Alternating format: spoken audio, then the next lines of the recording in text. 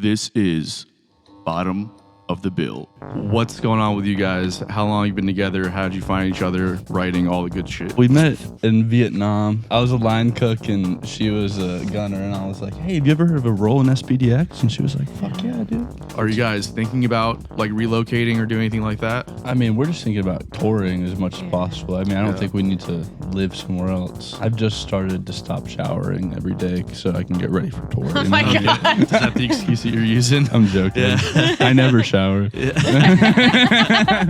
you believe that we faked the moon landing? I mean, sure. I like how casually you say that, like that's just an agreed upon thing. Where do you stand on all this stuff? I just do whatever Josh tells me to do. Okay. That's an interesting dynamic. I'm gonna take care of you, baby girl. Wink 3 times if you're not safe.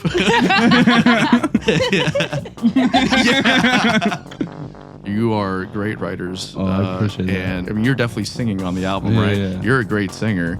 You know, Lauren is like, I think her strongest suit is the way she writes lyrics. I feel like some of the best artists always have something that's like a little weird about them. And our, They can't get rid of me. Yeah. They've tried. Oh no. Where's my blink 3 times if I'm okay? Yeah, that was funny. What's going on, guys? What's how have your weeks been? Great. Good weeks. I'm Yeah. finally better. We'll talk about it later. Yeah, we get into it on the podcast with you. Wait, no, you're not. You're just hanging out today. There's no podcast coming out with you. You just stopped by the studio seeing how the cameras are treating us. Yeah, which he actually did help us because our cameras have been overheating. And little did we know, after years of doing this podcast, that there's just a setting. There's one fucking button. Yeah. I'm livid. I spent 2 hours yesterday because Jack actually came in and did production for this podcast. It's the first podcast I haven't been on in maybe since I joined, like the first full episode that I wasn't here for. Mm-hmm. And he hits me up and he goes, yeah, man, everything went great. The one camera turned off 7 times. And I'm like, oh, all right, well, I'll work on that. So I went to go build the episode and premiere to send it to our guy. And it's just like, okay, find where they start, where to, okay, boop, boop. Yeah, poor Jay, man, our guy down in South Florida who edits the YouTube videos. He sometimes he decided that he wanted to do this format because I wasn't gonna. We used to use that switcher right there to switch the angles, and then we just send him that file, and he would just make little edits and upload it. Then he was like, "Why don't you just send me the raw files and I'll just put it together?" I'm like, "All right, oh, dude." He's got it easy now. I'd line it up for him. You line it up for him. So I just send him a whole Premiere file, and he opens it up. It's already lined up. He just makes his cuts. I see. Okay. It's poor me, buddy. Poor Chris, man. Well, at least you guys are getting paid now. So Yeah, dude, totally. Making the big bucks. anyways, so what's been going on, Chris? Chilling, working on some new Time-Wise stuff, working on some Alchematic stuff. Are we hashtagging releasing the video? We are hashtag releasing the video. We're releasing it this week, and I'm making the post between our podcast shoots today about dropping it on Saturday, which was going to be my big Time-Wise thing. Yay, we're dropping it. Fuck yeah, it's dude. happening. Yeah. Can you put hashtag release the video in the post? Definitely. Yeah, it's I good. heard there was like some shitty camera guy you guys hired too. He was pretty bad, but hopefully in the future we can hire someone that we like working with. It was that's my goal, is to keep upgrading. No, we set the standard so fucking high. Now you're gonna have to come to all our video shoots and shit. And For real. oops. Oopsies. That being said, Bottom of the Bill is available for video production stuff, and we will bring Miles on board to make us look good. Well, I actually got to text you about it. I texted you about the day. We got something coming up. So Yeah, well, I got something with him coming up. Yeah, it's all. we got triangle. Yeah, we got something for me coming up in a few weeks, and then he might have another line on an artist that we're gonna do a live video shoot for that we're obviously gonna need your help with as well. So Yep. All right, look, making money on the podcast. Yep. I'm saying, bro. Right here, right now. One day this podcast will actually start making money. Yeah. It'd be wonderful. Yeah, and then it's the rest of the week. Book some cool podcast guests that we won't name, but like we got some cool stuff lined up down the road, which is always exciting. Those Hell always yeah. seem to come in batches. So like, Yeah. we do a booking and then we kind of chill and do those. And so got some more guests coming up down the line that everyone's gonna dig. And then, People will dig all of our guests, by the way. If you watch the shows, we get good guests in general. of course, that's But- why we're still here. Yeah. They'll just Fucking Miles. also dig these guests. Yeah. We got some names you might be familiar with on a big level. That's pretty exciting. Chris has been Sure. killing it with those. Yeah, just a lot of Instagram DMs. Yeah. What you gonna do? I don't have $300. So Yeah. that'll make sense in a couple weeks. Yeah.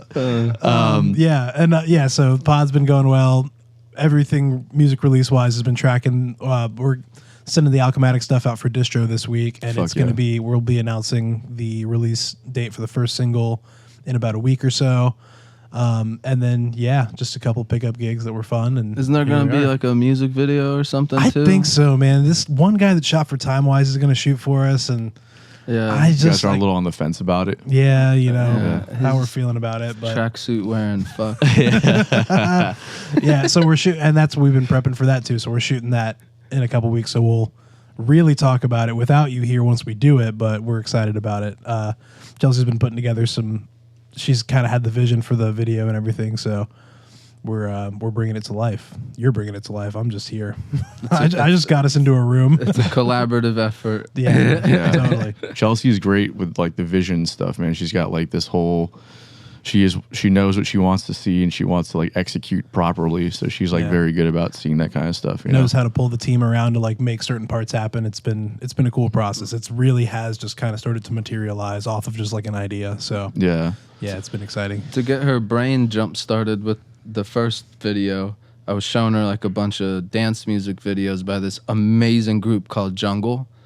They're like the modern day version of the Bee Gees, just all falsetto, all white British dudes. It's freaking awesome.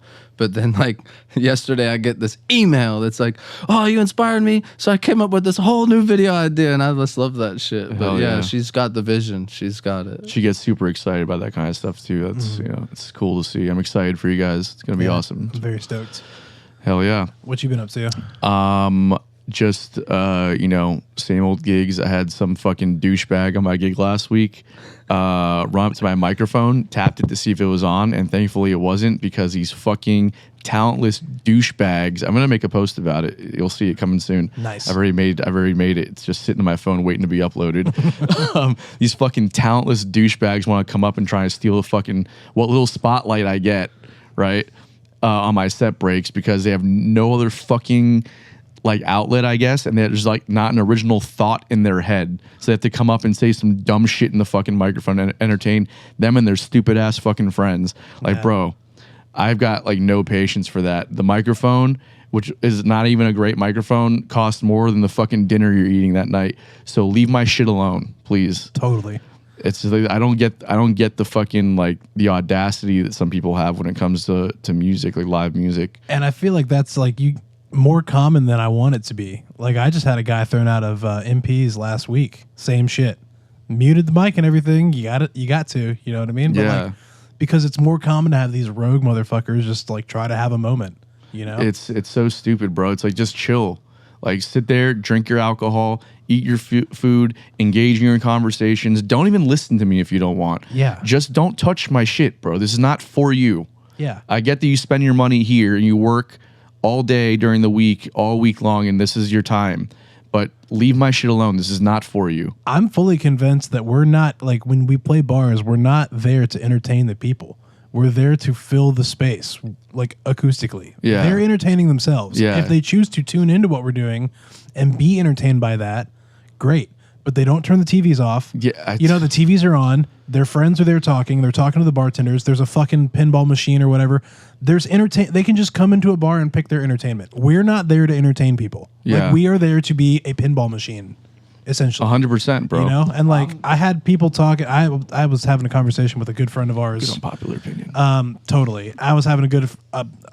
We had the iPad debate, and he was About saying, on stage use? yeah, totally. Ooh, so I got opinions. Oh, we won't go the whole. We won't do the whole thing. But I had, I was like, I use them at cover gigs all the time. But on original gigs, because original gigs is where I entertain people. They want to come see what I'm doing. I entertain them. At a cover gig, iPad's there. It's staying there. It's staying on. I don't care if I'm not using it.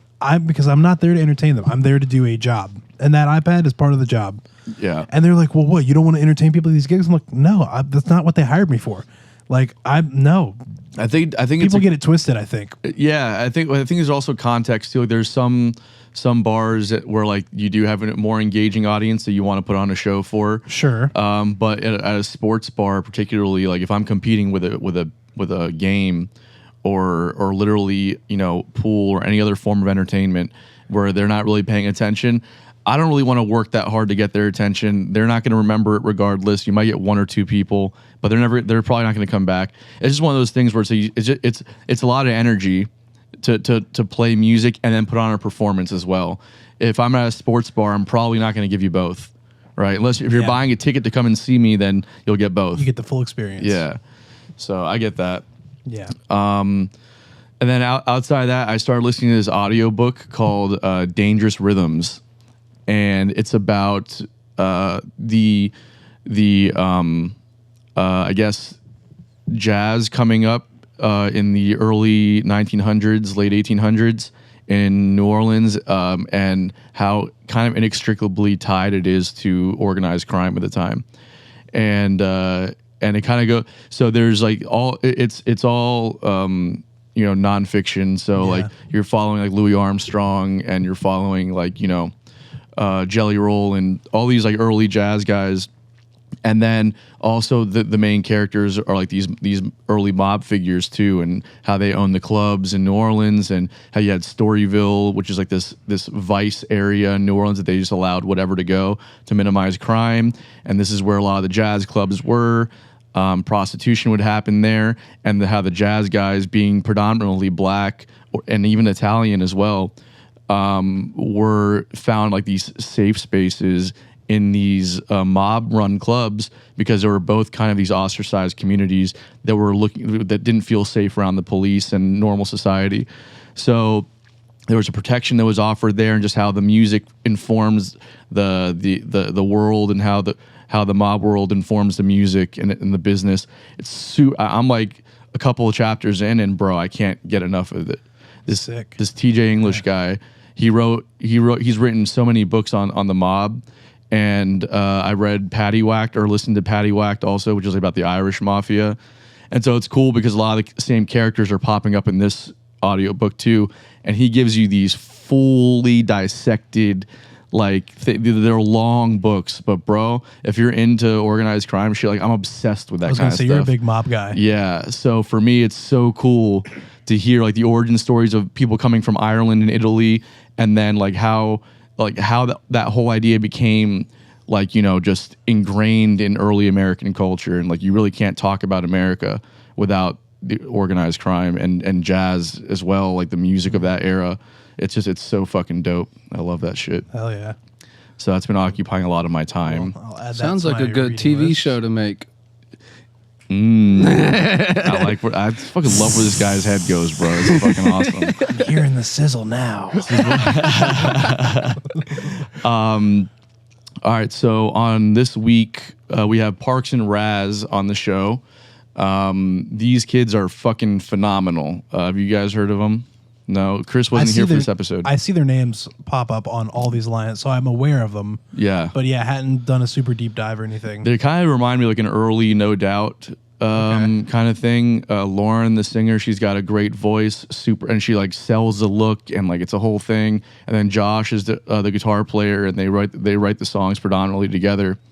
And I mean, bro, their chemistry is amazing. They're fucking hilarious people. Like that show is just, this episode is just a total fucking like, we're just hanging out. You know, we were just cracking jokes and talking shit, and like, you know, we get into the music and all that stuff too. But it's a lot of us getting to know each other, and it was really fun. Yeah. Jack was here for that one, so Jack of course adds in his little Jackisms. zingers, yeah, his little Jackisms, and so it was cool. I think Jay probably will have it worked out. We had some camera stuff go on, but I think we got it all worked out. It's all good. So then never mind that part. Just I think you're really going to enjoy these guys. They have new music coming out. You can follow them on Instagram.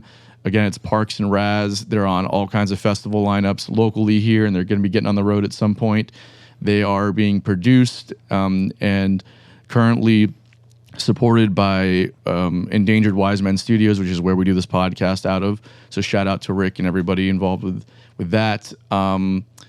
So I hope you guys enjoy the episode. Let us know what you think in the comments, all that good stuff. Instagram, follow us, like, subscribe. We've got merchandise coming out soon. So we have a link in the description for that. You can check it out and share, tell all your friends about it. We're trying to get the word out. Anything we can do to help grow the scene. So we appreciate you guys. Enjoy the episode. This is Bottom of the Bill.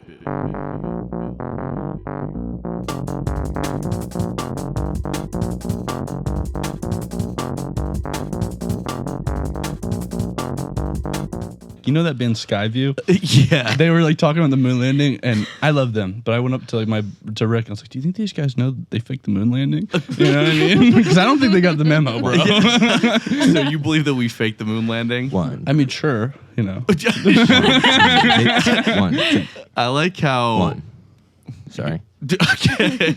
Syphilis. Diabetes. Diabetes. I like how.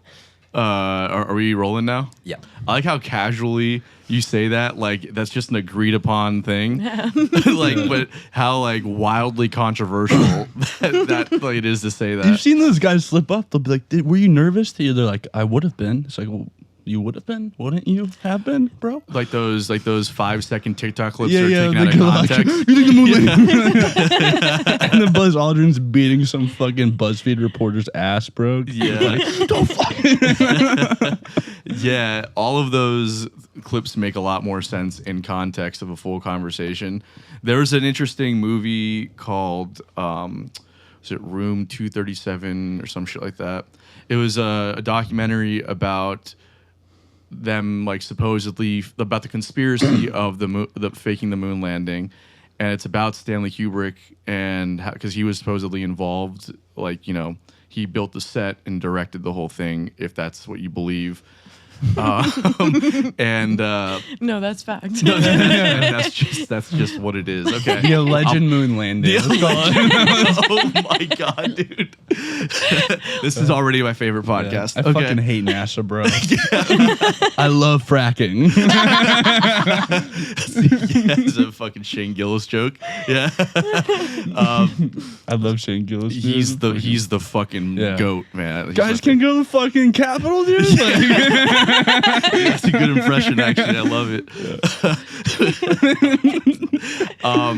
So it's funny because like there was an interesting take on that documentary where this guy was like, I believe we went to the moon. I don't believe the footage that we saw was them at the moon, which is an interesting take, which I could probably get behind, but I don't know. That whole faking the moon landing is kind of wild. Yeah. Well, that means the KGB really did it. You know what I mean? So, Mother Russia, baby. Yeah. They're like, dude, we actually fucking got here, bro. The USA is the fucking Armstrong of the space race. You know what I mean? What was that guy's name that did the biking with the roids?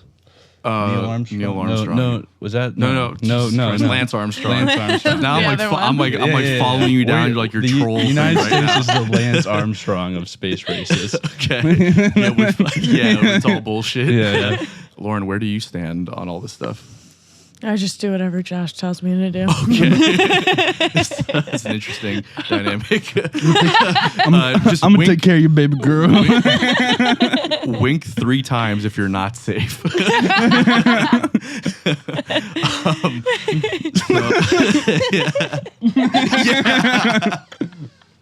It's good. Cool.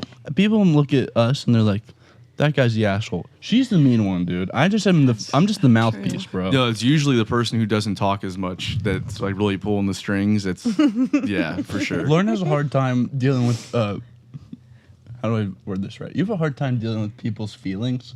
You know what I mean? Especially Really? guys, right? Okay. Yeah. When This is news to me. well, I just know when like we've had past band members that like really want to get all feely and talk about stuff, which I'm all cool for. Like everyone should be heard. And Lauren will just be checked out. She'll be like, I can't listen to this right now, guys. Like, I don't know how to help you. Josh is getting hopped up on this ghost and telling us all the fucking all the dirty deets All right the now. lore. Yeah. you have a hard time dealing with emotions. Let's get into that. No, okay, so let's shift gears and talk about the music. Obviously, that's what we're here for. So what's going on with you guys? How long have you been together? How did you find each other? Writing all the good shit. We met in Vietnam. You know, I was a line cook and she was a gunner, and I was like, "Hey, have you ever heard of a role in SPDX?" And she was like, "Fuck yeah, dude." Sweet. All right. And so No, we both went to Mandarin High School, Okay. and we both had American Sign Language class. She already knew sign language because her Yeah, mom yeah, does yeah. sign language. Oh, okay. Yeah. So I was a pro. Yeah. But we met and we bonded over Rick and Morty. I was like, wow, this chick's cool as Oh, fuck, nice. dude. Rick and Morty. Women can be funny. Yeah. No, but I was a weird kid, and she was kind of a weird kid, and you know, we thought everyone else was weird. So, I remember like I would show her music that I would write, and like, you know, I remember she showed me her demos, and the thing that caught me was like her like words. You know, Lauren is like, I think her strongest suit is the way she writes lyrics. You know what I mean? Like we've been trying to break her away from this right now, but like everything she writes, like it always has to have a lot of purpose. You know what I mean? And they weren't cheesy. They were kind of funny. They were witty. They were like I just loved them, and that's what really drew me to her. And I thought she had a really interesting voice and stuff. And we just started writing. We were 14. You know, we had our first band was called Night Beach. We're famous in Korea. Are you serious? Yeah, In South Korea. kinda. Just whatever. Yeah. Was it your time in Vietnam? Do you think that helped you? Don't talk about Vietnam, bro. all the beats coming through are giving Josh flashbacks.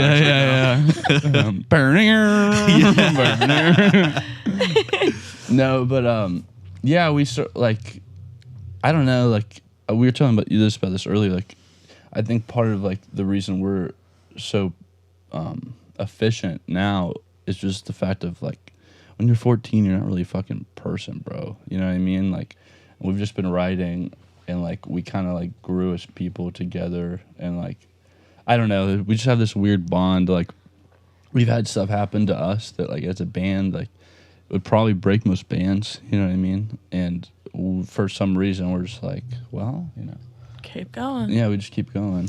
That's super important, because I think a lot of the times shit happens and then it's very easy to kind of say fuck it and move on, especially at such an early age where like you don't really have to commit to anything that you don't want to, right? So what do you think? I mean, I guess it's the fact that you guys kind of like the same things and like you're into similar music and you respected each other as musicians, but like there's got to be something deeper there that kind of keeps you guys connected, right? Yeah. I mean, I don't know. I would definitely say this about. I would say Lauren's like the way Lauren's mind works is very like interesting and kind of scary to me. You know, like I think I don't like to get all freaking airy fairy. You know what I mean? But I feel like some of the best artists always have something that's like a little weird about them. You know what I mean? Airy fairy, is that the technical term? Yeah. That's a scientific term. Yeah. But I mean, you know, me and Lauren are both sober, so we have that really in common. But I don't really know what it is to honestly answer your question. Is there something deeper? Probably, but like, you know, we don't talk about it. We don't really talk about our feelings. You know what I mean? Yeah. Like, I think also like it felt like we had been writing for so long, like already, that when we kind of thought of like Parks and Razz before it was really a thing, we had already committed to the idea that this is going to go somewhere. And like literally the day that we figured out the name, like it was going to be both of our names, we went and got it tattooed. Like, Really? on our bodies, yeah. on our wedding fingers. No shit. We married to the music for real. That's fucking wild, dude. Yeah. Yeah. Hell yeah. All right, guys, this episode's brought to you by Best Buds CBD Store. If you're like me, maybe THC isn't always the right high for you, or maybe the legal status of THC has you a bit hesitant to indulge. So at Best Buds CBD Store, they have an array of CBD and Delta 8 THC products. These guys truly care about their service, so everything is meticulously sourced and prepared to deliver a top-notch product and experience. If you head to their website, you'll find all kinds of educational information regarding Delta THC and CBD. Not to mention, if you use promo code BotBPod, that's BOTB pod, you'll save 10% on your order. This is not a one-time deal. If you use promo code BotBPod, every time you place an order with Best Buds, it will give you 10% off. That's in perpetuity, forever. So head over to bestbudscbdstore.com and start saving on all of your CBD and Delta 8 products. Enjoy, guys. So what's it kind of been like growing this project over the last few years? Because you mentioned that you were cycling through band members and you've gone through name changes and stuff. So why did you land on this name and what's the process been to get here? Well, the name specifically, like, I don't know why we thought of it. It's kind of like a play on Hall & Oates, you know what I mean? Parks and Razz, like, it's both of our names. We wanted it to be a duo. I mean, I liked my last names in it, so like if no one could really kick me out of this band, you know what I mean? Like, Right. Selfishly, but I mean the road to get where we have been has been crazy. You know what I mean?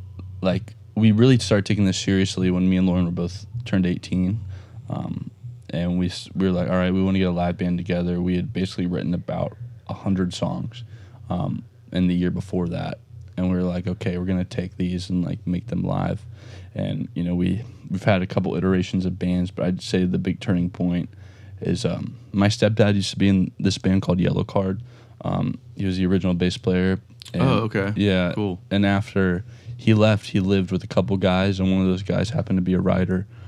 He's written for like Blake Shelton, Maroon 5, The Used, like different random people. And he lived out here, and I started playing this cover band while I was playing with Parks and Razz, so we were at the same practice space. So after Parks and Razz practice, a cover band would come in, I'd just be going back and forth, and me and this guy Travis just started talking about music and stuff, and I told him all my dreams as like a writer and as like a band, and he was like, hey, like let me come in and like work on your stuff, and I was like, okay, like whatever, right?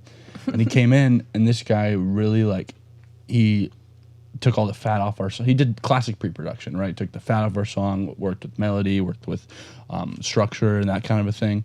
And that changed our whole life. And then he also was kind of like worked on our live show, like how can we make it easily accessible? And Travis, we always call him our fifth Beatle, but he's really the reason that I feel like we've moved really fast, like these past like 2 years. We've skipped a lot of steps that bands like take a long time to understand. You know, right now, like we don't have a whole lot of music out. Like hopefully there'll be music out when this comes out. But the only reason we have draw is because we're fun to see live. You know what I mean?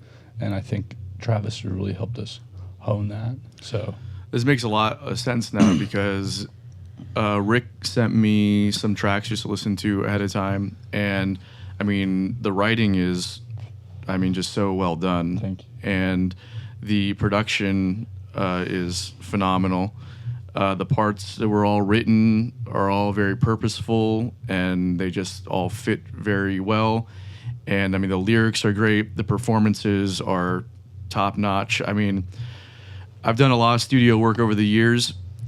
And when I listen to especially like independent bands, I'm always looking for the mistakes because you know that they're coming. And there was nothing about what I heard that seemed sloppy or just not paid attention to, you know what I mean? Thank you. Yeah. So this makes a lot of sense now. How much of the performance and how much of what I heard was you guys off rip versus like kind of helping with production and trimming down the fat like you were saying? I feel like there's only one song on here that is an exception, but all the other the 9 out of the 10 songs are pretty much what you hear is 80% of what was already there. Okay. I think Travis came in and chopped off that 20% that like didn't need to be there. Like, make stuff shorter here. Yeah. Accent groove here. This melody should pop here. You guys should be out here, like dynamically. So that kind of happened for every song. The one song, which is my favorite song out of these 10, is one that me and Lauren had that like we knew the song Ride. It'll probably be called something else when it comes out, but it was the song idea was there, the melody was there, and I was like, Travis, I know something's here, like do something with it. And that's where I really saw Travis shine, is he turned this into like a fully formed song, and it's one of the best songs that we play. But minus that, like really one exception, pretty much like he basically just helped like clean it up, you know. There's a few songs where I think you and him did melody together, right? Like Fell in Love. Yeah, Fell in Love. But yeah, most of what you hear is pretty much like it'll start with me kind of writing a piece of music and then sending it to Lauren, and Lauren will get a couple like melody ideas come like down, and then we'll come to my house and we'll demo it out again, and then we'll bring it to a band and kind of work on it, and then Travis will come and do his stuff. That's awesome. Yeah. And Lauren, where are you kind of drawing inspiration from when you're writing and coming up with melodies? Because as you were saying earlier, it's kind of like ironic, and you're trying to think everything like there's no wasted word or space, right? Yeah. So where are you drawing inspiration from? Like artistically, or Yeah, but I mean just anything. Yeah, artistically and a lot of the time, like the lyrics that end up in our songs are like poems that I jot down very quickly, or like I kind of piece all those things together, and until I get like in a headspace where I'm like, okay, I can write something real for this, and they kind of just sit in a drawer or like a notebook, and you know, but so you're basically pulling from those kind of backlog poems that you have. Do you guys like sit down and like make a choice to work and write, or is it just kind of like it comes to you and you just start getting to work? I think both. I think both happen. I mean, there's times where we've written where we like don't want to fucking be there, and Yeah. sometimes we come out like writing something really cool. Yeah. And I feel like sometimes people will be like, "Oh, I'm just not really feeling it, so like I can't do it," and that's something we really try hard to like. If we're not really feeling it, like push through it anyway. Too bad. You know what I mean? Yeah. Like really figure something out. Like we've had times where, you know, like me and Lauren can have this like brother sister like bond thing going on. So like, well, We bicker. We've been like, this is no, I don't fucking like this. Like, but like, there's like a, you know, it's kind of like your bro. You know what I mean? Like, there's just like love there. So it's like we figure it out anyway. Right? Like we are really good at checking our ego when we're writing. That's You know awesome. what I mean, and that's the biggest thing, really, is not having a fucking ego when you're writing. 100%, man. I love kind of we were talking about this off air, but I really like this idea because we were talking about believing that everybody has the best intention of of the band in mind, right? So like, there's nothing like I think that you're trying to sabotage this, or I don't trust your judgment on it. Yeah. I really believe that, you know. So like the arguing is for a purpose, and then I think it makes it easier to compromise, right? Yeah. On some things. Yeah. Well, I mean, me and Lauren's thing is like if we can't agree on something, we're like, all right, we need to come up with something completely different. Yeah. Right. That's always our thing. We don't bicker about that one idea because there's so many ideas in songwriting. You know? Right. You gotta choose your battles. Yeah. type Yeah. thing. Yeah. I mean, we don't really fight about like I know I said that we like fight, but we don't really. We like bicker. Yeah, but we don't. But I can't remember a time where we've like really had like a fight. Like I don't think so. I've seen 'Cause- other bands fucking. Is we have like Fight, dude. it's more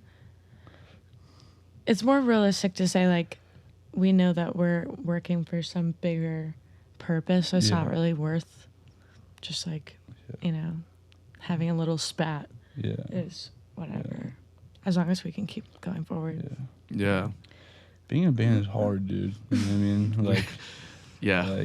Like this is like, you know, I feel like everyone kind of glorifies being a band, but like bands that like like after like this past year, like after seeing what it really takes to be like in a band, like any artist ever, like even ones that are people like everyone writes for her and like she's a sellout. It's like they're fucking workhorses, dude. Yeah. Like, it's not easy. Like especially at like someone like Side Hustle's level, like you guys have to tour all the time. You guys are booking all your own shows. Like you guys are like it's a fucking hustle, dude. Like it sucks, and like the hardest part of it is just finding people who like are stoked to do it. You know? Yeah, totally. There's this concept that I kind of was toying with, and it's not like the idea of selling out to me is kind of like a bullshit concept. Yeah, I agree. And I think it's more like, are you selling out or are you buying in type thing? Yeah. You know, it's like, what do you have to do to sustain yourself in a career that you've worked, 20 years to cultivate? And then if you start doing things that non-musicians think they term as like selling out, it's like, dude, what do you even know about what this person's put into their career? And I don't even care if you come from like a musical legacy or if you have like one of those momagers or whatever. Like, I don't even care. Like, any angle you can work in this industry to give you a leg up or to get ahead. I mean, short of, you don't want to be like a backstabber or like not be trustworthy, obviously, but like you do have to work whatever angle you can work to break in and sustain yourself. So this idea of like selling out or whatever is such fucking bullshit. I agree. It's like, wow, I can pay my rent now. Like, I'm selling out. Yeah, exactly. Yeah. I don't understand. There's a lot of the hardcore scene here. You know what I mean? Totally. Like, it's very elitist, which I love. There's a lot of hardcore bands I love here, so I don't want them to think I'm being a shit talker. I've just noticed that it's very clubby. It's like, you're not hardcore, I'm hardcore. You know what I mean? Yeah, every genre of music. Oh, has you're playing at a real venue, not a fucking coffee shop, dude? Fuck you, bro. Yeah. You know what I mean? Sell out. Totally. There's that in every scene. Jack, I'm sure, can attest to that in the jazz community. Because like, do you ever find there's like a kind of like a standard or like a commitment to tradition or a lifestyle almost, that once you start to deviate, there's this collective, I don't know, like disdain for what you're doing.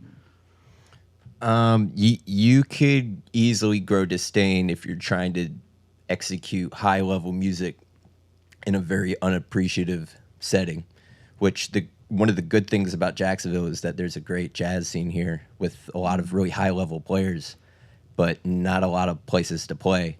So that is a thing. But, with jazz, everyone sort of has their own way of presenting what their interpretation of the music's history is. You could be very progressive with it. You could be very traditionalist. And typically people kind of like click together just for the sake of, someone and someone and someone form a group because they're all speaking the same language of the same kind of time period, traditional versus modern. But I mean, I think it's fun to be able to do everything. And I think that's why I have so many friends in the different groups. But yeah, you could definitely kind of get into a clique for sure. And it seems like in Jacksonville, it's kind of that way, but more genre versus genre outside of the jazz scene. Right. It doesn't seem as much like within a funk community, there's like guys that are really trying to play old school funk versus people that are really trying to like push the envelope, and it doesn't seem as much like that compared to the jazz scene. But I don't know. Yeah, for sure. Just that level of like kind of just a commitment to what you think the right thing is, and then you do find that elitism, and it does come through, and it creates like this kind of schism, I think, in scenes. It's just kind of weird, I mean, what's weird about us, dude, when we first started playing shows, we were playing, like, our first, 10 shows were all with, hardcore bands. You know what I mean? And every time we were there, I love that stuff, so I don't know what they really think, but it always seemed like, it was like, who the fuck are these guys? You know what I mean? We were just like, who are you, dude? Yeah, I could definitely see that not working out. Yeah. You guys are much more of like an early No Doubt kind of vibe. That's what I would. I've gotten that lately. Yeah. I'd take that. Yeah, Early No Doubt, that's my favorite era of No Doubt for sure. Yeah. I grew up with that stuff, so I absolutely love that. But I can definitely see that pairing with hardcore bands early on must have been a weird dynamic. I mean, we're pretty post-punky. I mean, I always tell people we're just alternative, indie band now has a negative connotation. They're an indie band. Like that definition. Sidebar. That definition has changed so much since I've been around. Like when in the 90s it just meant independent. Like it was just an industry term. And then when I was in high school, it was reverb and chorus guitar sounds, right? Before that was the Strokes, and now it's you're a shitty indie band. You know what I mean? So I've stopped saying that. Like usually we'll just be like, oh, like we're alternative or whatever, but we really are like a post-punky pop rock band is kind of what we're trying to be. You know? Yeah, no, I think you guys nail that for Thank sure. you. Thank you. Absolutely.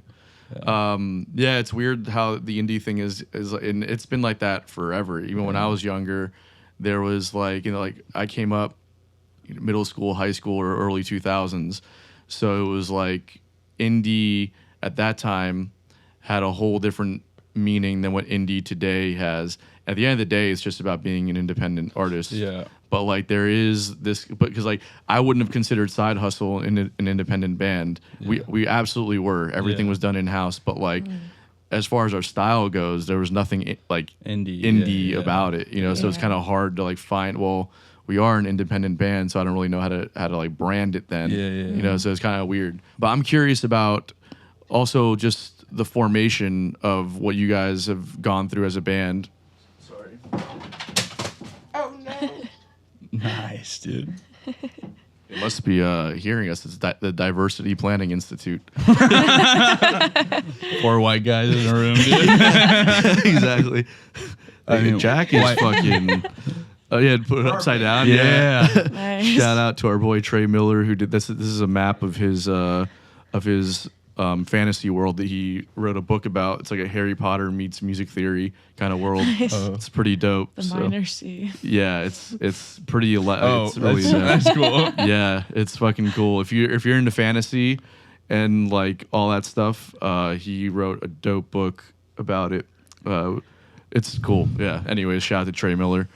The minor C. The major C, the minor C. That's fucking smart. That's Yeah, smart. he's got like all these different tribes are built around the different modes of the major scale, and it's dope. He really went all out. Damn, this motherfucker whimsical as hell. Yeah. Bro.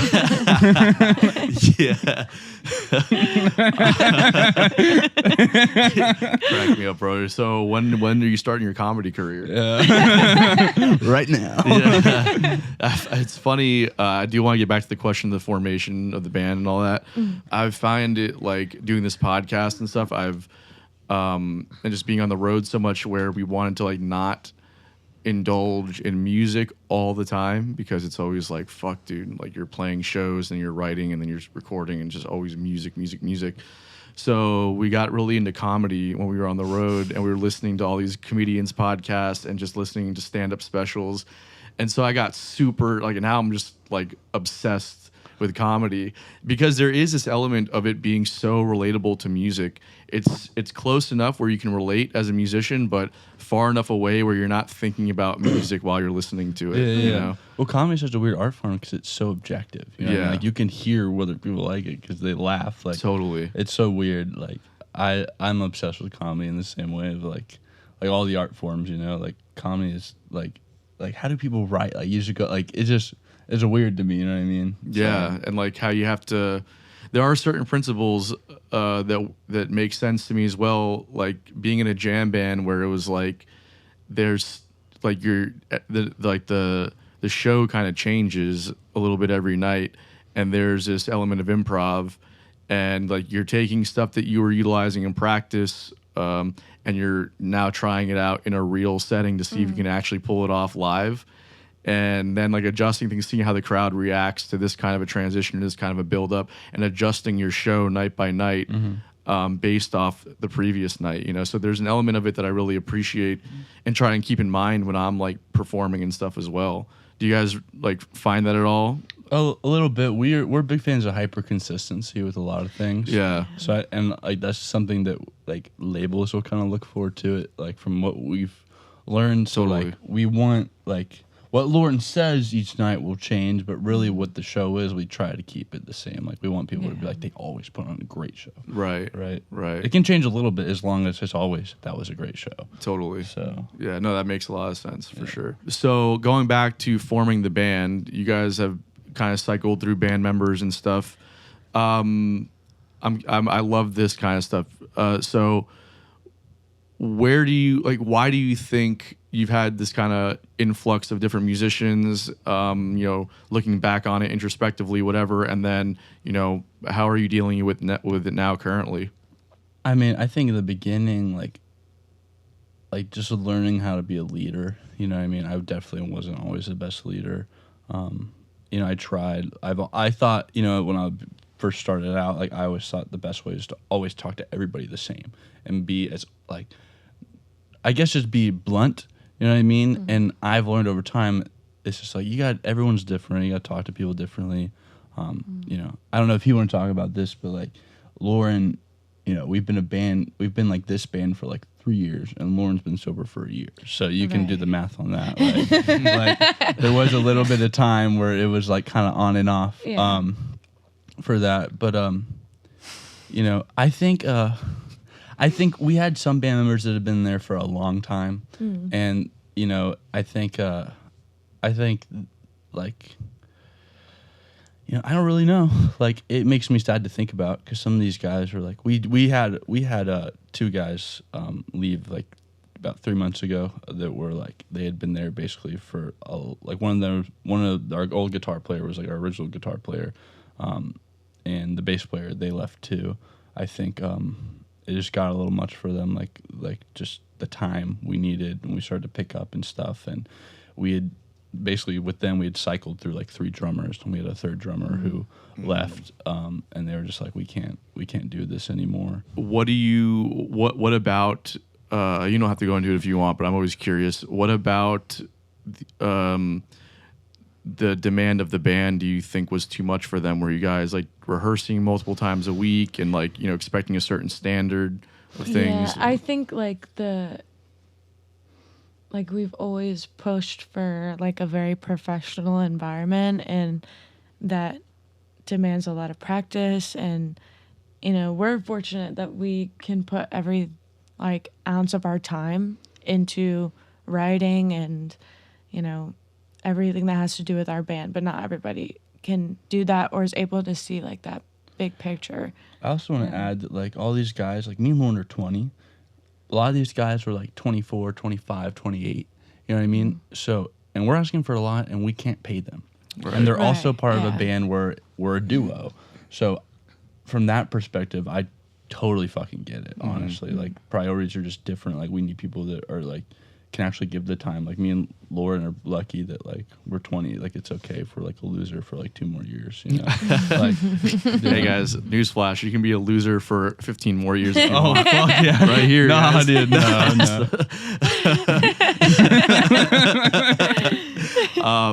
No, but that does make a lot of sense. There's definitely like that thing where people start to get, especially once you start hitting your mid-20s, and you start to think about like, well, I need to start making money, and I want to settle down, have a family at some point, and if things aren't, you guys are so young, so like there's this difference in like priorities, like what makes sense to you right now versus what makes sense to people that are a little bit older at the moment.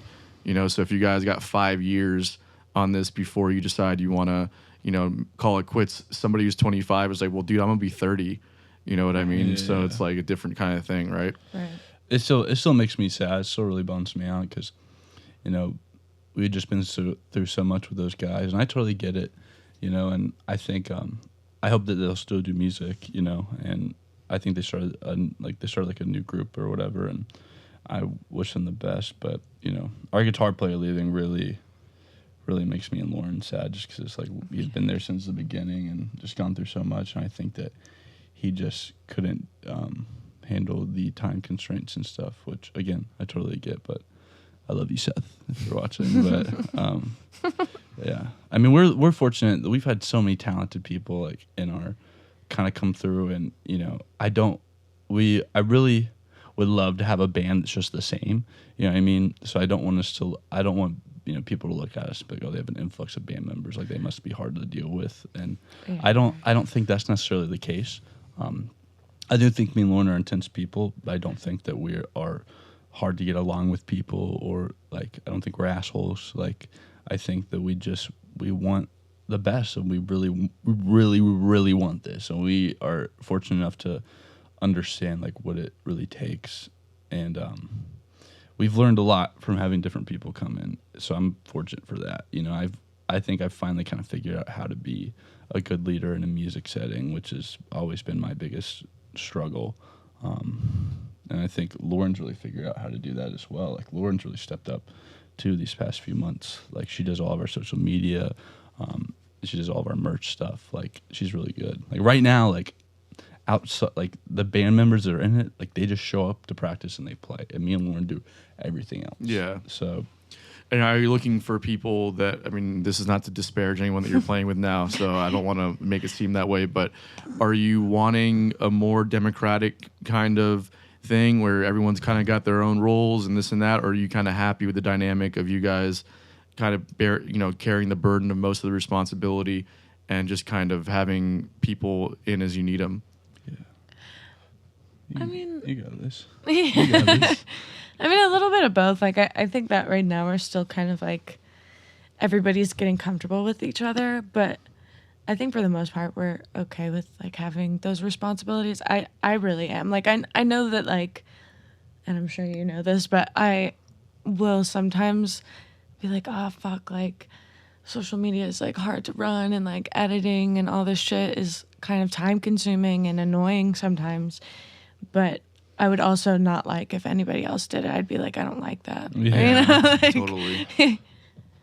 I mean, you said democracy, and this is, I feel like, controversial. I feel like bands cannot function under democracy. I feel like any band that says they're democracy always has one or two people that are like, and usually those people are the songwriters that are usually in charge. I feel like if there's no clear leader, like musicians are so unconfrontational as people and so sensitive as people that like I feel I've been in bands where it's a democracy and I just see everything fall apart eventually. You know what I mean? Like I don't feel like anything gets done. And not to say that me and Lauren are dictators, but I think everyone like we want everyone to help. We want ideas. I just feel like when it's something where we're like, okay, any decision needs to be a vote.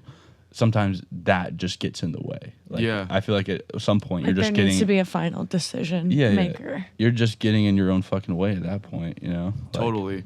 I've had many struggles over the years with this kind of dynamic because it's interesting. I come from like the blues world. Okay, I was touring in blues bands before I even had my own band, and it's very similar to how it works in like the jazz world or like in where there is a clear and defined band leader. There's no argument or discussion about it. Yeah, like the entire show revolves around what they're doing, right? Coming into a world of like the jam band thing where there's this perception of like we're all kind of contributing and this and that, it was hard to kind of get people to fully understand, I think, that one person needs to have the final say. Yeah. So the power struggle can be there. So I always found, and maybe you guys can relate, or you disagree maybe, but I've always found that there's a level of democracy that can exist, and it usually lives in the creative space and really nowhere else. Yes. Like yes. booking shows, marketing stuff, merchandise stuff.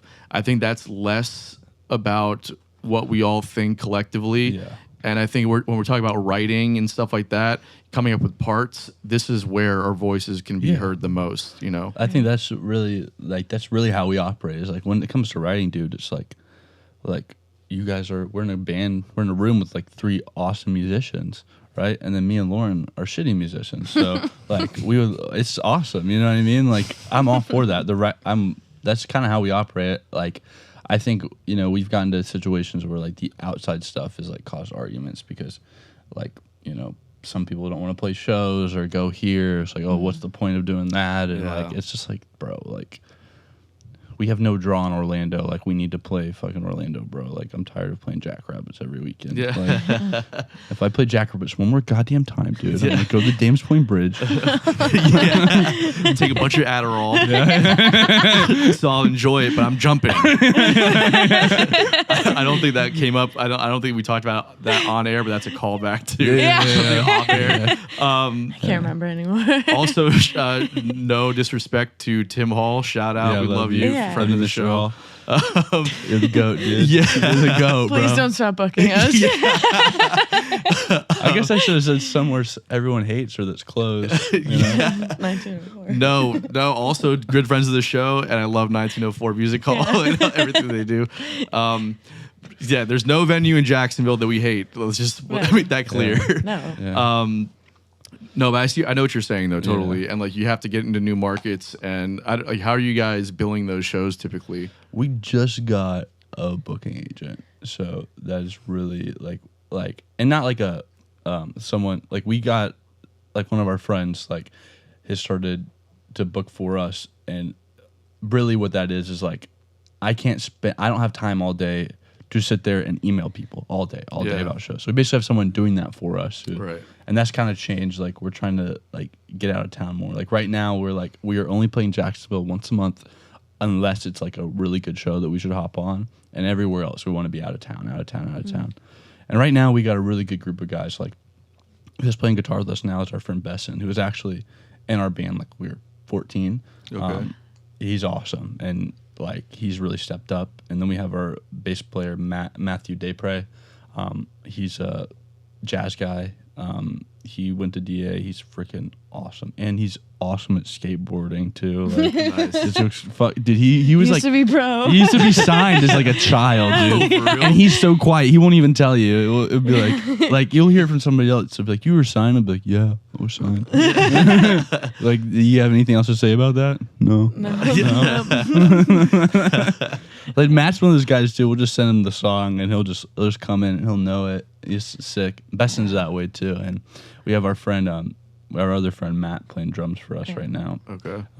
I think we're looking for like a drummer who's just a little bit younger and more permanent. Like Matthew can't tour right now, so but he's like we're really lucky. Like all these guys are fucking awesome. Like last night we had a practice where like we actually wrote a song in a room, which we don't ever do. Like we write and we bring. We write and then we bring it. Yeah. And we did that, and it was like, dude, I wanted to come, bro. Like I had never written like that, and everyone kind of just let me do my thing, where I'm just like, okay, this needs to be here, this needs to be here. Like it was awesome, and they all got it, and like when they did write their parts, they were smart, and like it was just awesome. Yeah. So we're really lucky right now to have these guys, and you know, me and Lauren have been doing it for like 7 years, and you know, we try really hard to like be as grateful as possible. You know what I mean? Like before shows, like me and Lauren have this routine where we'll kind of just sit in together and we'll talk about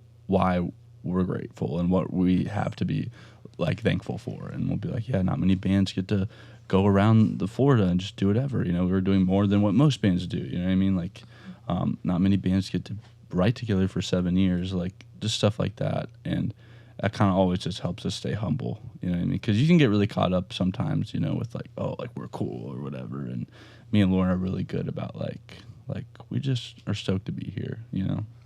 Like this. I mean, Rick did say he would kill my dog if I didn't do this. Okay. But we are really thankful that you're having us here.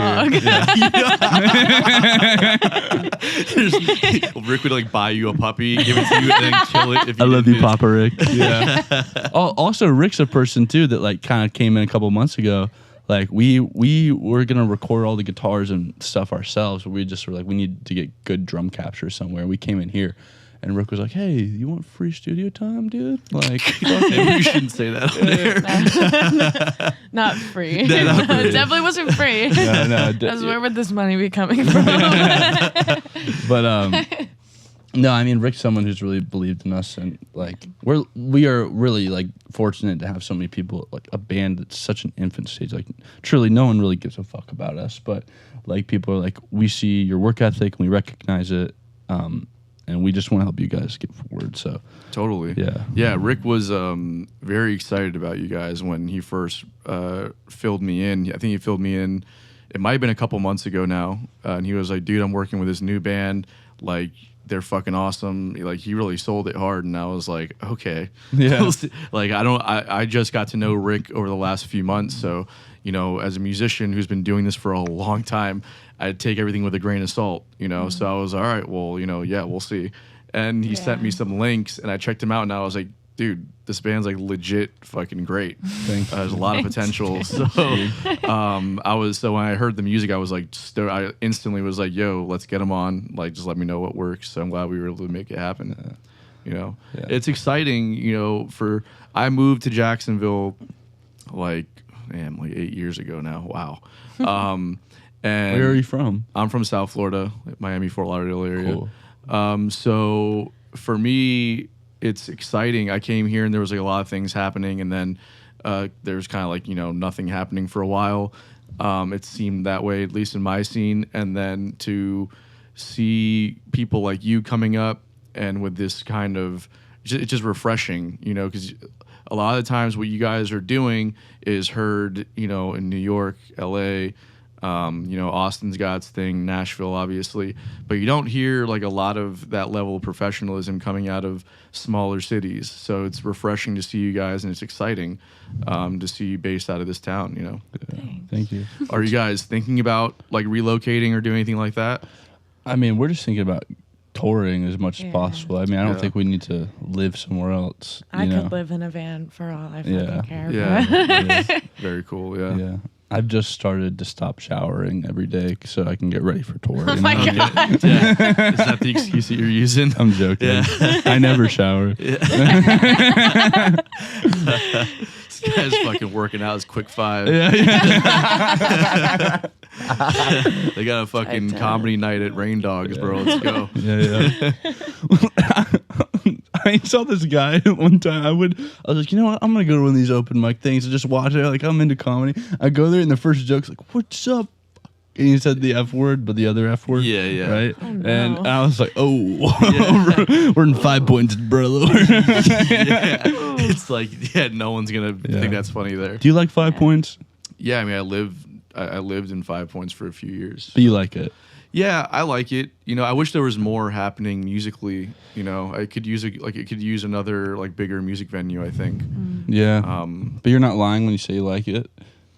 No, I mean, it's probably because I feel like people say they like it, but my personal opinion on 5 points is like putting makeup on a pig. Like, it's still a pig. Yeah. You don't like 5 points, obviously. I'm just trashing. I just think everyone's like 5 points is so cool, dude. Well, I I'm also like, think it used to be different when we were like. me and like Lauren almost got consumers. stabbed. We almost Yeah, got we stabbed did. in 5 points. Yeah. We were walking. I got a Snapple. We're walking back, and some guy comes up and he starts running at us. And Lauren's like, "Oh my god! Oh my god! Oh my god!" And I just turned around, dude, and I was like, "You're making me nervous, dude. People will make me nervous. Get hit in the mouth." And she just starts screaming. And she's like, "Why'd you turn around at him? Why'd you charge him?" I did not scream. You're making me look bad. Yeah. So Josh is also a compulsive liar. She did scream. What are you talking about? God. You know what's funny is that I feel like I've been talking most of the time, and you won't ever shut the fuck up anytime else. But now you want to not talk. I think 5 points is very different. I'm sorry, dude. Please don't make me look like a dick. I feel like you're doing a great job yourself, but that was fucking me.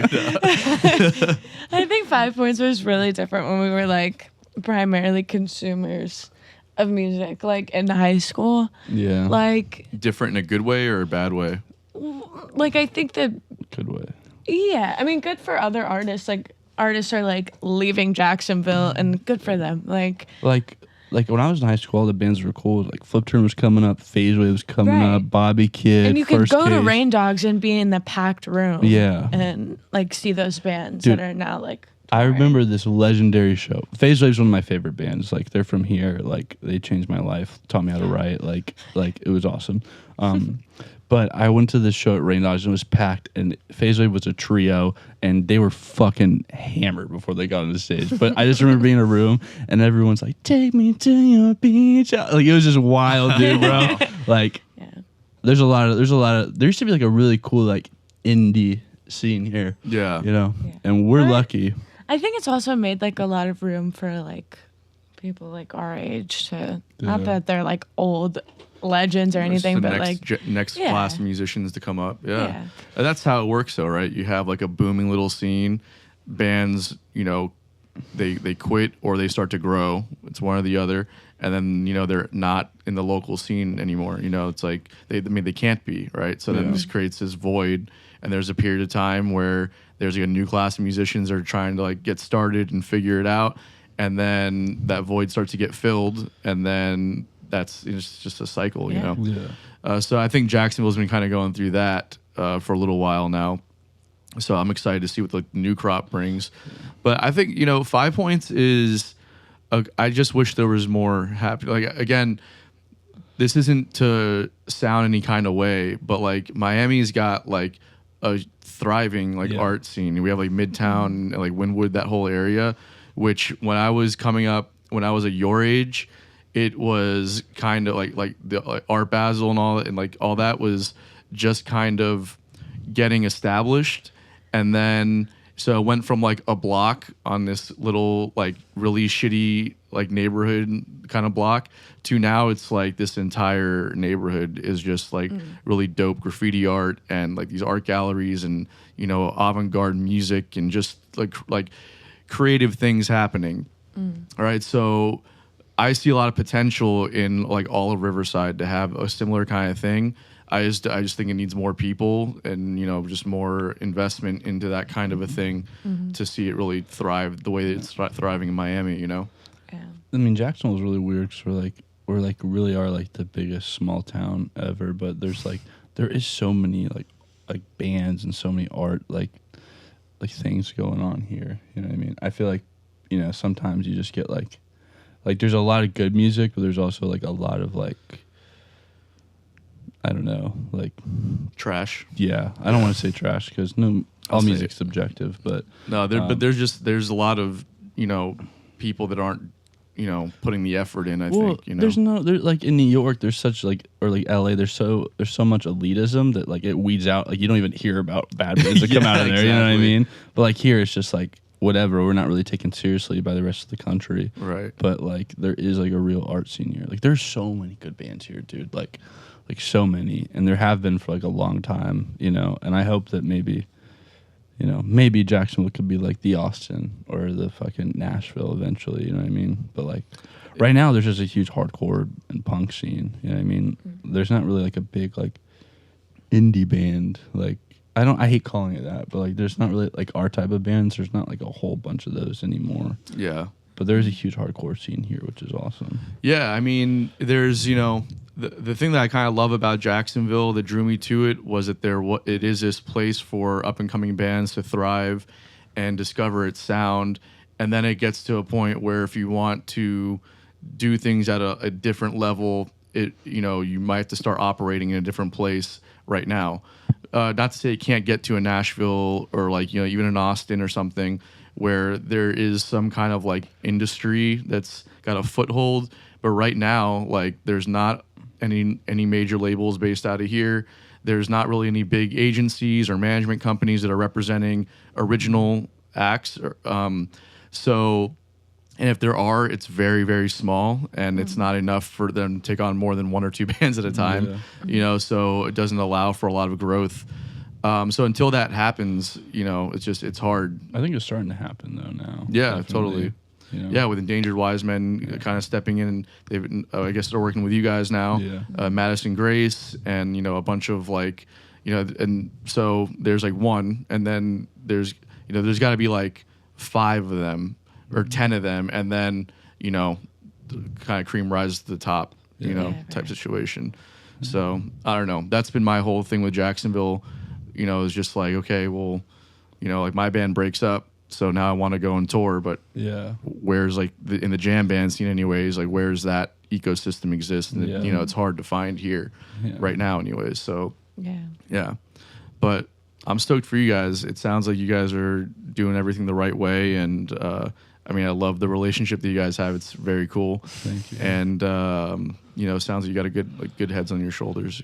I appreciate that. Yeah. So before we wrap up, we do a segment called Unpopular Opinions. Oh shit! I saw what you guys said about the Rolling Stones, bro. That wasn't me, dude. That was Chris. Although I do agree that the Beatles are, like, for me, I like them more than the Stones. Yeah, for sure. But to say that they're overrated, I don't think is a fair analysis.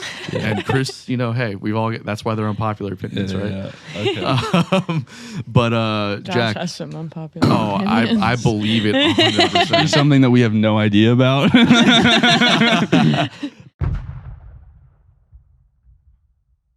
We'll start off with Jack. What you got, bro? Was I supposed to bring in an unpopular opinion, or am I supposed to do this off the top of my dome? You can do, but yeah, I mean, off the top of your dome if you don't already have one. Come back to me. Okay, we'll come back to you. All right, Lauren or Josh? I feel like you're gonna be a wrecking ball. They call our PR team. Okay. I actually have one. I have one. Katy Perry is actually the example of the closest you can get to perfect songwriting. Really? Yes. Yeah. I mean, I don't disagree with that. Yeah. I feel like most people would. I mean, like, it's, straight up pop music, but everything is purposeful. Structure's purposeful. Tone is perfect. Like, guitars are perfect. Drums are perfect. Bass is perfect. Like, the harmonies are perfect. The melodies are perfect. Like, it is literally a perfectly constructed song. Lauren? No, I agree. I'm just agree? trying to think of something. Okay, I got you. Jack, do you have an opinion on this at all? She's good. It's always hard to figure out with pop artists now these days who's writing the songs. Right. And I'm not familiar enough with Katy Perry to know. Well, Dr. whether- Luke wrote most of her stuff. Oh, right. Yeah. He's one of my writing idols. So you're just saying as a performance, she's performing the music, whether or not she's writing it is kind of irrelevant. It's the writing itself that okay. But that does take the right performer. You know, that's the marriage thing of the writer or the producer with the right artist. I mean, a great example of that is Kelly Clarkson, Since You've Been Gone. Like, that song got passed through like so many different people for like a couple years, and then Kelly Clarkson did it, and it was a hit. Yeah. Yeah. That's how it works. Yeah. I mean, it's wild. I mean, it really is like any other business, Mariah Carey, All I Want for Christmas Is You. Like, that one got passed through so many. Did it really? Yeah. Wow. I don't disagree with you, but I don't think that she or her writers have a monopoly on that, because I would also say the same for like Taylor Swift or for like Dua Lipa or like artists, like pop artists at that level. I think are all performing nearly perfect pieces of music. Mm-hmm. I mean, like, nothing is out of place. I mean, you have like the best technology with the best engineers, with like the most successful producers, like manufacturing this perfect thing. Yeah. So audibly it works, musically it works, and then obviously the marketing and all that stuff behind it that just pushes it to cultural icon status, So yeah, I mean, I 100% agree with you. Yeah. But I definitely think people that listen to this podcast would probably disagree. Yeah. I've not made any friends, it looks like, but Nah, dude, I fucking love you. oh, dude.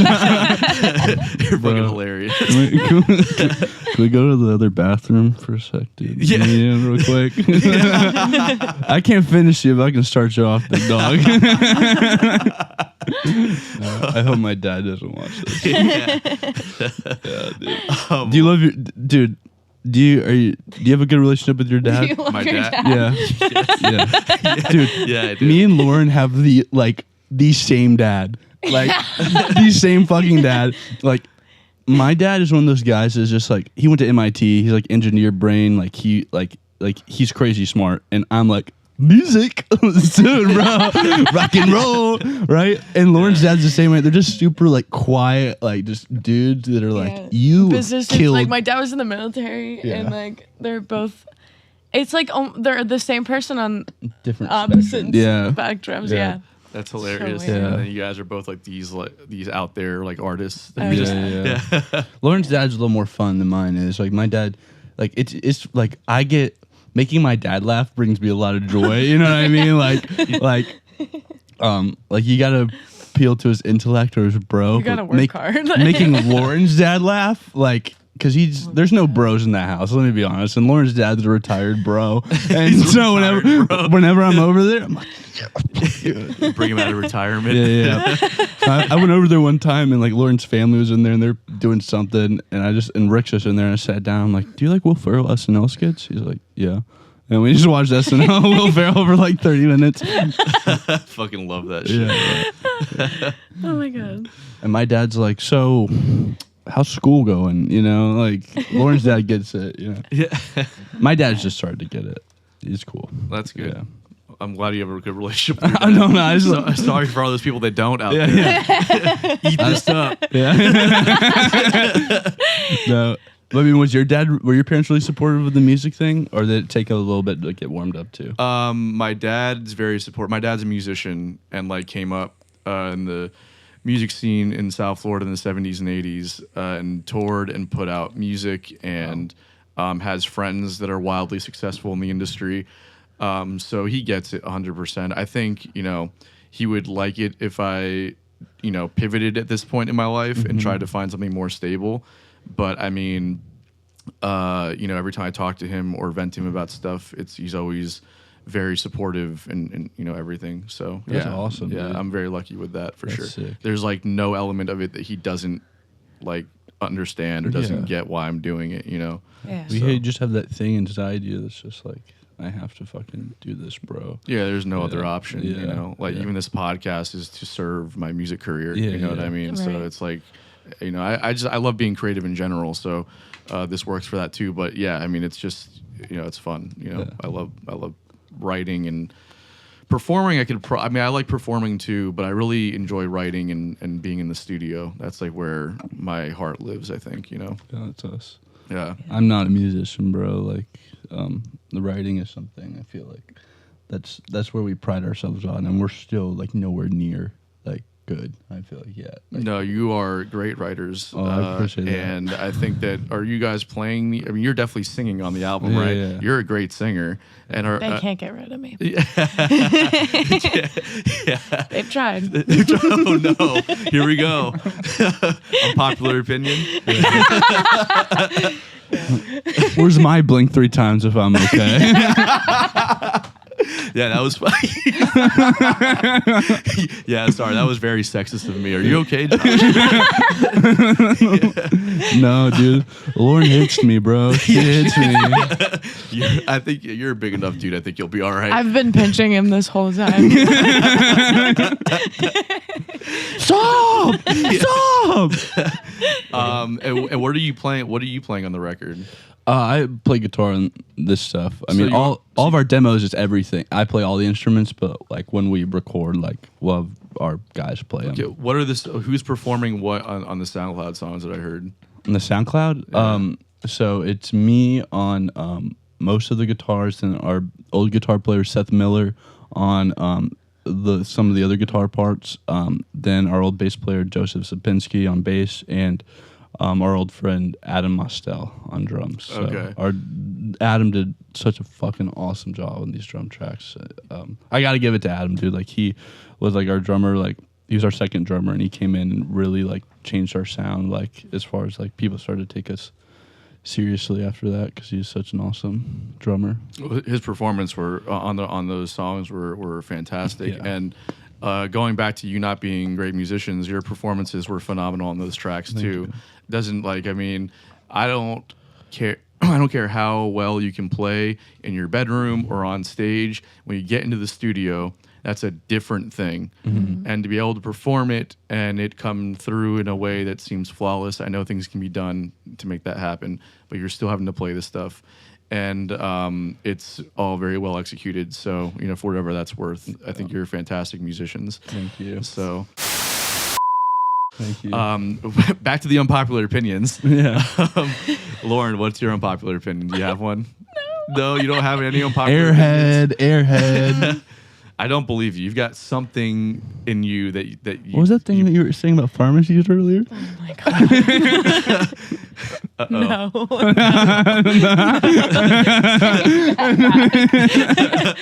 I got one. I thought of one. What do you got, Jack? The early 2000s is the worst sounding era of music. Oh, fuck off, dude. Okay. Let me think about this. Sonically. What do you wait? What do you mean sonically? So we're coming out of the 90s, right? It's the transition of kind of old school studios that are running things like tape, actual consoles, things that we associate old school recording with, that is still kind of around today. But I make Pro Tools in the 90s. Everybody is shifting from now making records in big old school studios to brand new studios. They're using all the cutting edge computers, all the cutting edge everything. And if you listen to like bands like Blink-182 or like any punk band, I encourage you to listen to the cymbals of any of those tracks, because they just sound brittle and obnoxious, And I mean, there was something definitely lost when the digital age of music came around. Like you're saying like sonically, like the recording process in the early 2000s when they started making it digital, it sounds so bad. I think it suffered. Really? Yeah. During the transition period. Yeah. So I use Blink 182 as an example because I think that's one. I mean, great songs that I grew up with and everything, you know. But I actually think, is there like a cutoff point for how far back we can go? Because there's been multiple periods in history where technology has advanced quicker in some respects than in others where it doesn't. So like for me, like the 80s, I would say own a portion of that too, right? I think it definitely happened some in the 80s. And like even in the 60s, listening to the Beatles go from like early 60s into the later 60s when the recording technology and production ideas started really to get more advanced. And you started having more space on tape. Yeah. Exactly. Yeah. So you bring up a good point. There's that growing phase in like every era of music. I just think that the early 2000s, and you know, it started transitioning in the like mid 90s. Right. But I think really the early 2000s, man, if half the albums that came out from like 1997 to like 2006, if those had just been recorded better or not on a computer, I mean, I think they would be masterpieces considered by a lot of people. Yeah, so you're saying the quality of the production versus like so the writing isn't lost. It's just the quality of the production. Right. Yeah. Because you're now dealing with a new tool that is supposed to be better, but I think we are better for it now. Yeah, totally. What do you guys think about I that? have an unpopular opinion. Okay, do you not want to unpack this one anymore? Oh, sorry. I agree. No. I want to say something. I can understand like what you're saying. Like there are some like there's some songs where like I feel like drum sounds like sound really tinny. Like they did like in like the like late 60s, early 70s. Like they didn't really figure out how to make like drums pop yet. So I can see what you're saying, but also like what the fuck are you talking about, bro? Like there's so many more examples that are like this is like awesome, but. No, yeah, I see it. But maybe like what he's saying is like when they were using the technology versus, you know, there were still acts or artists that were coming out on like older technologies at that time that were still probably producing, you know, sounds that were familiar of the 90s, right? But then it's more like the highly produced stuff, like especially in hip hop. You know, like pop rap, like Yin Yang Twins and fucking all that shit at that time, which was like, I mean, first off, the music is just ratchet as fuck. But then, like, the technology also, I mean, it's brash. It's hard to listen to, I feel like. And a tell sign is if you go and listen back to bands, like I think like a band like U2, their sound drastically changed when you got to the 2000s. Yeah. Mm-hmm. Yeah. You know, they definitely had all that money to invest in all the stuff. And I know for a fact that I can hear the difference. Dude, there was a song. Not saying it's better or worse, but there's a difference. Well, bro, there was a song that I listened to recently. I can't remember what it was, but it was from that era. And I was like looking over at my. I was just making a comment. I was watching a movie with my girlfriend, and she was like, and this song came on, and I was like, oh, that's a terrible snare sound. And it was just like that was definitely the era of terrible snare sounds. Yeah, and it was like it just sounded. I mean, just so cheap, and it was like, how was this a fucking like a pop hit? And it was a rap song from that era, and that's where I was. And so yeah, actually, I 100% agree with you. See, the digital age started messing with things, but that's just because we were trying to figure it out. Yeah, now like, we've got the writing perfected. was all there, and like the ideas were all there. It's just we were really inhibited by the digital age. But now, now we're cool. Now we can, I mean, anybody could do anything. Anything. Yeah, totally. I mean, everyone with a laptop's a writer, producer, engineer now, you know. Totally. Totally. That's cool. Do That's you a like, good one. I like it. do you like 3-6 Mafia? I fucking love 360. Do you like Project Pat? Fucking, I mean, he's not my favorite one of that whole crew, but yeah. What you know about Project Pat? Man, Bro, Francis Menances from Rinky Dink Records. Yeah. Man, get out of here with your stinky ass. What you talking about? No record deal. That's so fucking We funny. go rumble in this hole. Sorry. I think I'm a different era of Project Pat than you guys. I was listening to Project Pat when I was younger than you. Wow. Yeah, so it's like I have a whole. I mean, I love 3-6 Mafia. That was my shit when I was in high school. Now he's like a reformed, like he goes to like jails and preaches about God and stuff. And That's hilarious. yeah, that's pretty cool. The guy that's like, I'll shoot your mama boys. Like, Yeah, or slob my knob. Yeah, And yeah, fucking, yeah, you know, yeah. like just shit like you're just like, wait, what? yeah. Now he goes to prisons and talks to people about God. Well, that's because fucking half the people that he was coming up with are dead now. Yeah, So yeah. it's like... All right, Lauren, you had an unpopular opinion. Sorry. I hate Lizzo.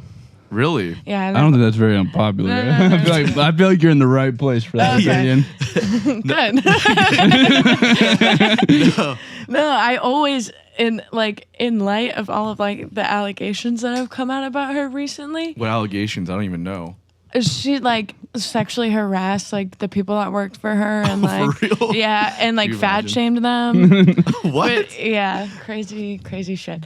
But I always knew that like there was something wrong. Yeah. There was something about that dynamic that was just not gonna go well, and I held on to that opinion for years. You're a And- fucking hero. You know that? You're Thank fucking God, you're one of the dude. real ones. Not all Yeah. heroes wear capes.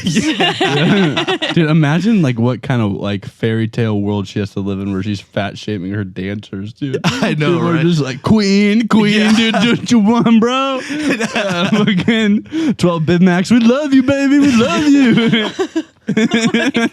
She just lives in such an awesome world, dude. I mean, that sounds awesome, bro. Like you're an overweight individual and you have fucking no idea. You have no clue. It's, I mean, there's an element of it where I'm like, I mean, yeah, where it is like, it's awesome. It's like good for you that you can walk around with that much like pride in, and then also be such a fucking bitch. Yeah. Now I'm saying that under,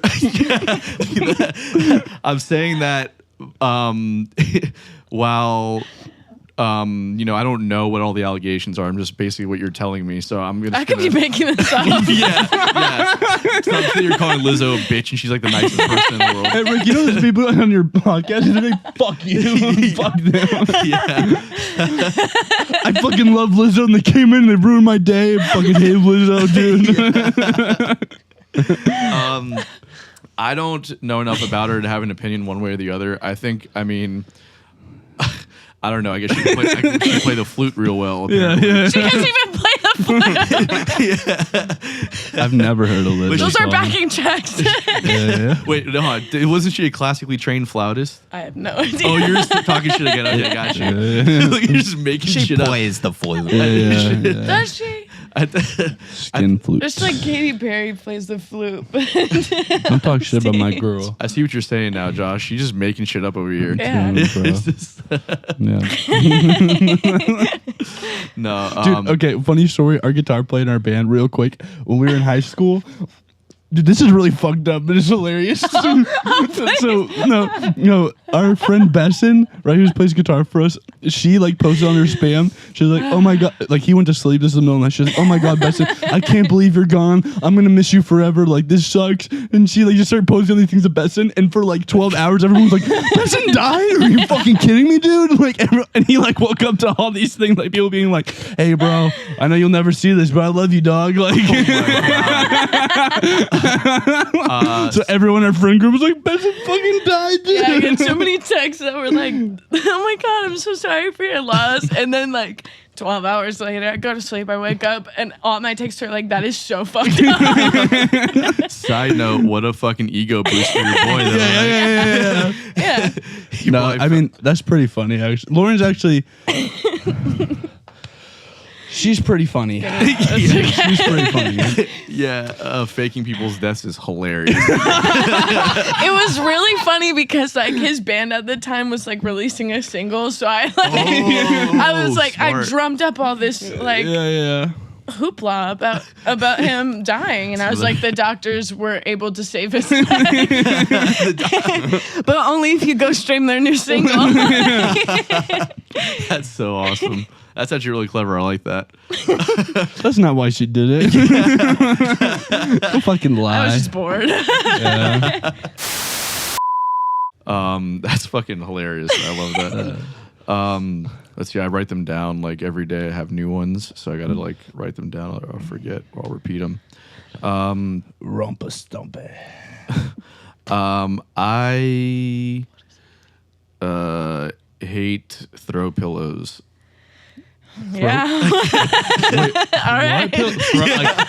Like the is that the term for like pillows you don't use? They're just aesthetic. Yeah. The Oh yeah, like decorative pillows. make the white bitches go wild. Yeah. That type of shit, bro. Yeah. Look at my fucking ottoman. Imagine if dudes were into that kind of shit. They just walk in, bro. Look at my fucking lamp, dude. Look at this shit, bro. Look how hard it is, dog. Yeah, people like they get into fights about it. They have like wars over it. Look at the fake acorns in the middle of my living room, dog. You don't like that shit, bitch? Yeah. Why do you hate throw pillows though? Because they're ineffectual. Okay. They don't do anything. You need purpose. Yeah, exactly. I'm a fan of utility, and I don't understand why something has to exist that doesn't serve a purpose. That I've been watching a lot of Dr. Drew lately, and the only thing I think of, and by the way, I totally 100% agree with you. I think they're useless items. That's like the man mind. Yeah. You know what I mean? It's like utilitarian. Yeah. Boy shit. Yeah. Yeah. Now, if there were monster trucks on the couch, now we're talking. Yeah. Yeah. I hate monster trucks also. Maybe that's another one that I did. That's a good unpopular opinion. Yeah. I'm not a car guy, so like, but I always say like, imagine if like the same principle of car guys was like hammers. You're like, look at that fucking hammer, bro. Yeah. Look how cool it is, dog. Look at what it does. Like, Yeah.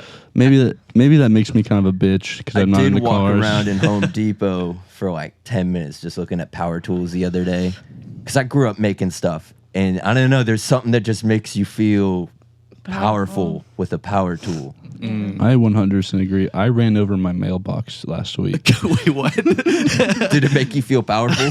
That did not make me feel powerful, or neither did it make my brake light feel that great either. But I built a fucking mailbox, dude, and let me tell you, like, I've never felt like so fucking like manly in my entire life. Oh, And- yeah, yeah, the and I accomplishment. deadlift 365. So, it made me feel pretty good. Dude. So I'm kind of a fucking man. I'm I'm kind of a man. Yeah. And everyone's gonna hear me sing like, He has a sensitive side. He's just a tortured artist. That's why he smashed his mailbox. yeah. No, it was so funny too because I got in my car like really early because I was trying to go to the gym and like I go forward and I just went backwards and then straight in the fucking mailbox, dude. Oh my god. Yeah, it was a total. How long you been sober now for? Yeah. I feel like I'm dumber a little bit now in some aspects. Like I'm just gullible. Like I have that like blonde airy fairy thing. Someone will be like, "Yeah, dude, fucking lights are made out of spaceships." And I'm just like, "Really?" Yeah. And then I'll think Lights about are it. made out of And I'll spaceships. think about it like an hour later, like, "Fuck that guy." Yeah. He was trying to be funny, and I looked like an idiot. Yeah. I feel like I get that. Like you want to give people like the grace of goodwill. Like you want to like assume that they're not trying to fuck with you. Because Yeah. like, why would you be that way? Yeah, that's why I feel people with throw pillows. You know what I mean? It's just like you're fucking degent, dude. Like, Yeah. don't put these on my. Don't insult my intelligence in my presence by putting these fucking useless pillows on my bed. Yeah, for real. It's just one extra. Like, I want to go home and I want to pass out. I don't want to have to do the work to get comfortable. You know what I mean? Yeah. I don't fucking make my bed either. I'll say it. I'll fucking just leave that shit the way it is and hop in at night and just call it a day. What You're is doing the so brave. maximum number? Not all heroes wear capes, boys. The maximum number of pillows that you allow on your bed? 3. 3. 3. Yeah, 2 for me, 1 for a guest. It's basically it. Yeah. 1 for the guest. So you like to play the power move with your pillows too? It's like, no, I get 2. Yeah. You get that one. I have, Have two you heard him pillows. talk? I have 2 pillows, 1 Star Wars pillow. Yeah. If I'm nice, she'll get the Star Wars pillow. Okay. You know? If Wow. I'm being a nice guy.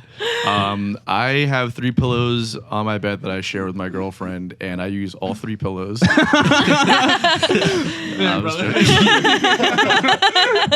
from the same Never had cloth. so much fucking respect for one man, dude. That is hard as hell, dude. This guy's ending wars. Fuck, dude. I mean, some call me a warrior. I don't know. I just Yeah. fucking do what I do, you know? I'm getting tears talk. 3? Yeah. 3? Yeah, bro. Did you sleep on the floor? I mean, don't get me started. Did she do that thing where it's like you're like, all right, it's time to sleep now. Like you go to your side and she like you just wake up with her like all up No, on you? that's usually the reverse because I'm a fucking like worm when I sleep. I fucking like I can't sit still, dude. Yeah. So like she'll be sleeping and I'm just like she gets like shoved off the bed or like just, I wasn't even joking like I just spread out. I wake up and I'm like, what the fuck happened? So yeah, so you know. You hard as a motherfucker, brother. All right, guys, let's wrap this up. This has been awesome. Yeah, I'm dude. so happy we got to do this and hang out with you guys. When's music coming out? Where should people find your shit? Our first single, .001, has 2 songs. It's an A-side, a B-side. The A-side is called Looks Like I Picked the Wrong Week to Stop Sniffing Glue. Okay. The B-side is called We're Gonna Need a Bigger Boat. It comes out August 25th on anywhere you listen to music, and there'll be a music video released with it. Fuck yeah. Yeah. And where can people follow you? At Instagram at Parks and Razz. Dope. Yeah. Hell yeah. Well, thank you guys for being here. Thank you, you. Jack, for filling in, bro. Thank you, were brother. an awesome addition to the podcast. And thank you guys for tuning in. We'll see you next time.